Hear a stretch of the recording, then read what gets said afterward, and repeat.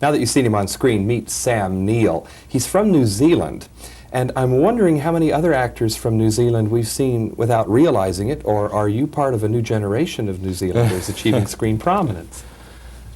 I can't think of a lot of other New Zealanders here in the States.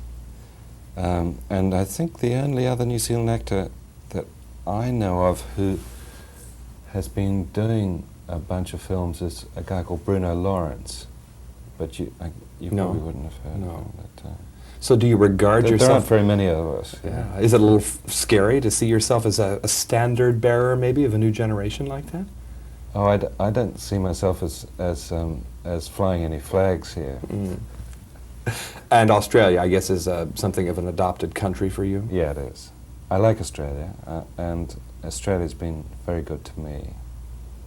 And so, when I'm not working somewhere, and I usually am, praise God Indeed. Please God it may continue, I'm usually living in Sydney, which is a real nice city to live in. Now, we'll presently get to this film, of course, but in your other roles, it seems like at some point you always have a chance to unleash a kind of power. You have a sort of dark side that you excel at on screen. Is that just my observation, or is there something inside you that gravitates towards those opportunities?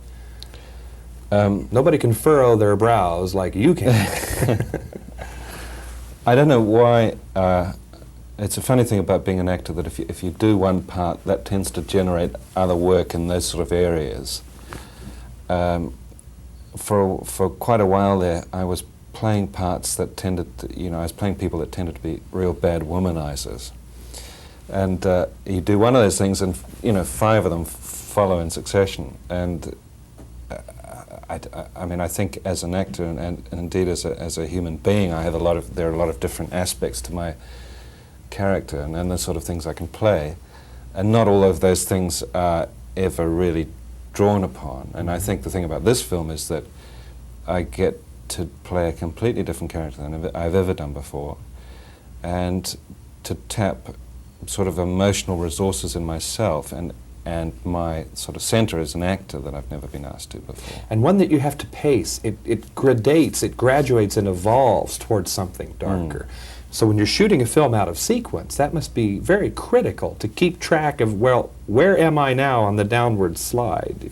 That's the trick, you see. Yeah, and who helps you with this trick? Because it's very difficult. Well, that's where you rely on a good director. But also, you have ultimately to, that's part of...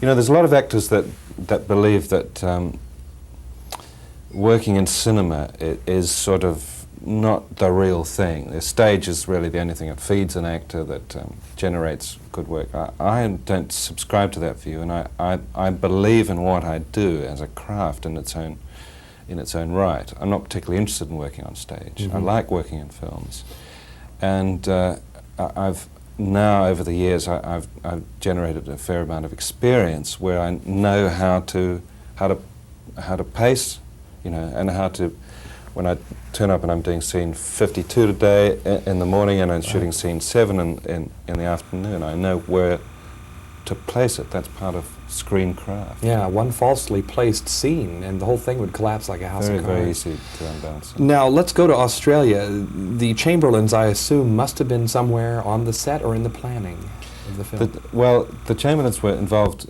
not in the planning of the film as such, but they were involved in my planning. I went to meet them and I got to know the family, and particularly Michael, and that was fundamental to my own preparation. They came to the set a few times, but Meryl and I actually wouldn't let them watch us act, because that seemed to me, and to Meryl too, to be just putting our weights up too much. Well, what a peculiar confrontation for both you and Michael, sizing each other up. Yeah. Here's the man I play, here's the man who plays me. Yeah, he was very suspicious of me initially. How did he express that? Well, when I went up to meet him, for instance, I got off the train. He was meeting me on the train at this little country station, and 4 other people got off this train. They left. No Michael, he was picking me up. And I spent 5 minutes sort of hanging around platform. Then he just sort of came around the end of the building like this, and he'd been there all the time. He's watching me, you know. Wow. So I thought I'd gone up to observe him. Yeah. In fact, I was the man under observation, you know, for the first 24 hours. Did he ever try and, without betraying any confidence, did he ever try and sound you out as to any predispositions you might have about the story? Yeah, he did. Well, not so much about the story. Or but his guilt, or lack of it. No, he didn't actually. That was left unsaid. But what he did sound out was he wanted to know if I was religious or a spiritual person, you know, because that's how he sees himself, obviously. And I said I wasn't particularly religious. I think I'm probably a reasonably spiritual person.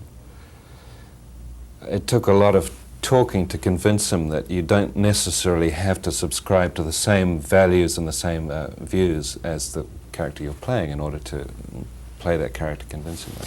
Has this been one of the most singular experiences you've had in preparing for a role, to meet the living counterpart like that?